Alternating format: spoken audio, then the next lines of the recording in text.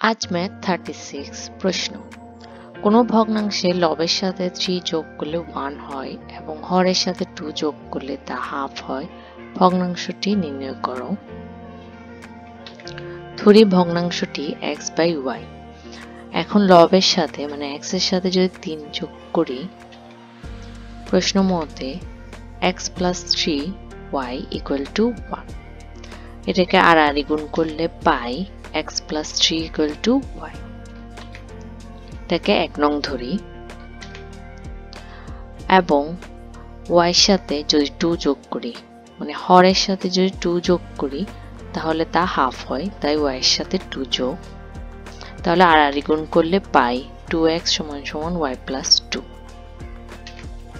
2x = x + 3 + 2, কারণ আমরা এখানে 1 নং এ y = x + 3 পেয়েছিলাম।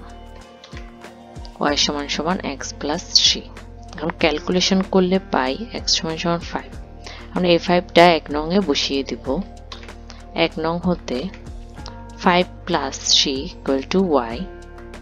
তাহলে আমরা পাই y = 8।